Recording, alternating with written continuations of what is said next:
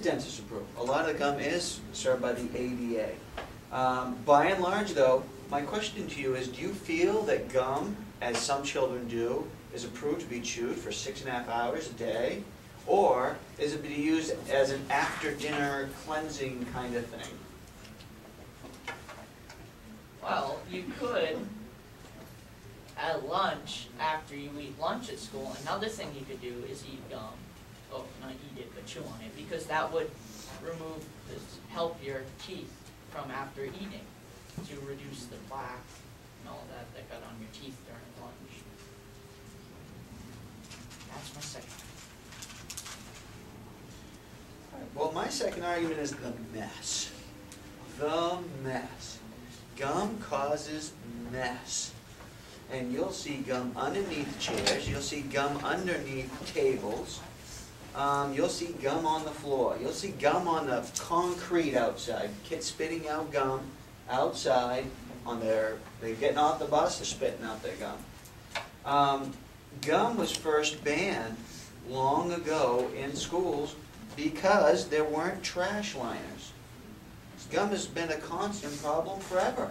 At a certain higher education teaching place in which this middle school goes to, there is a teacher that has all his gum that he collects from his students. Yes, it is disgusting because gum in and of itself is disgusting. You have a point? Yeah. But, you said that they banned it because there are not liners in the trash can. Well, there are now, so. There are, yes, well, you can put liners in the trash can. However, that doesn't improve the statistics of kids taking the gum and spitting it out. It just doesn't happen. Instead, they're lazy.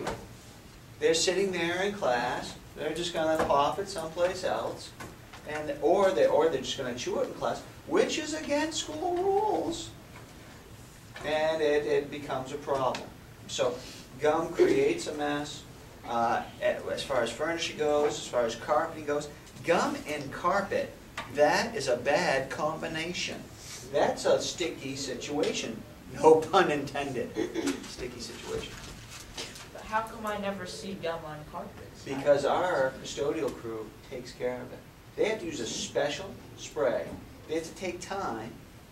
They have enough to clean this school, empty trash cans, clean the bathrooms, clean off the desks, disinfect with swine flu and all that jazz. Now some kid puts gum on the floor, and now instead of going on their normal job, they need to take 10, 15 minutes to get the gum out of the carpet. That just isn't right. We tried this last year. It didn't work, and that's why I'm winning this debate. Alright, my third argument. About the cleaning issue of the gum. Keep going. About the cleaning issue of the gum. If you had the rules set down that students could only chew gum and they had to throw it out, and if they found it under a desk, it would obviously be their desk. And if they took they're serious about it, and the student knew that they were serious about it, knew that the consequences would be pretty bad, if they found out that it was them, they probably wouldn't do it, because, yes. There are policies against cell phones, but however, students do it anyways. It's near impossible. Somebody has a stick of gum, 20 kids in this class, slap it underneath their desk. I'm not going to see it. But with the cell phone issue, just have a more severe punishment. If you find their cell phone, they never get it back. Then they might not as well take it back to school because they don't want to lose their cell phone knowledge. So that's why they not bring it. Same with gum. If they knew that something would happen to them if gum, if they stuck it under a desk or stuck it somewhere and someone found out it was them, they probably wouldn't do that. They'd probably throw it in the trash can. And if this school had one of its meetings and told the kids this and got it through to them, if it was a well-said speech to them, they'd most likely not do it. Yes? Isn't that what we did last year and it didn't work? You had a speech last year? Yeah. Okay, well I didn't remember that. that wasn't a well-said speech then. You need a better, more spoken speech. So that is my third argument. And I'm winning this debate. Gum is a distraction. Food in school is a distraction.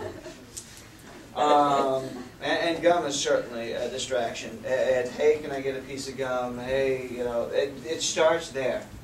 And then there's then you got wrappers, and then you got kids chewing like they're cows in the field.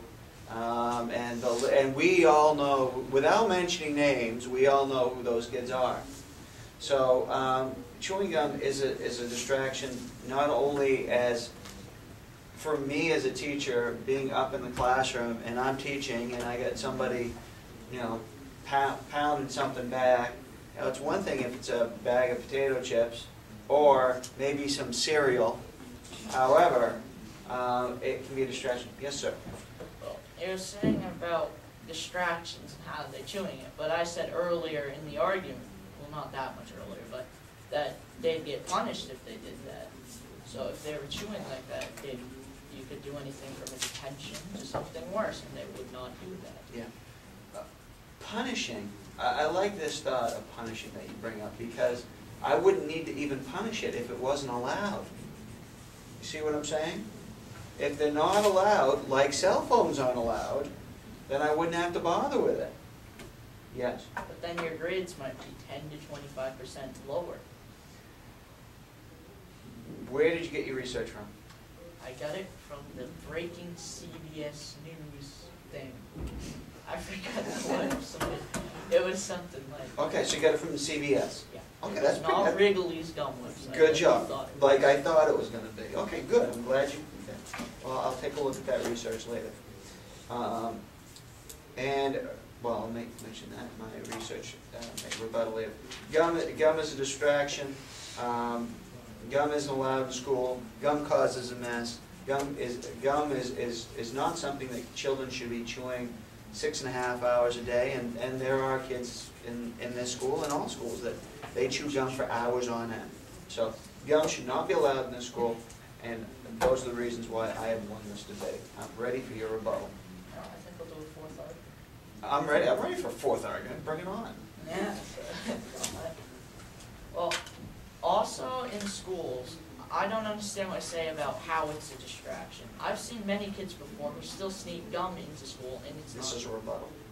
No, it isn't. Okay, No, go for it. I'm just talking about distractions. But it is, because I've seen, this is an example, kids with gum many times before, even though it's not allowed in school, and the only distraction is when the teacher says, take the gum out of your mouth. That's the only distraction I see. Only distraction. Because they shouldn't be chewing gum. Yeah, but That's the rule. if you allowed gum, how would there be a distraction? Because the teacher wouldn't say,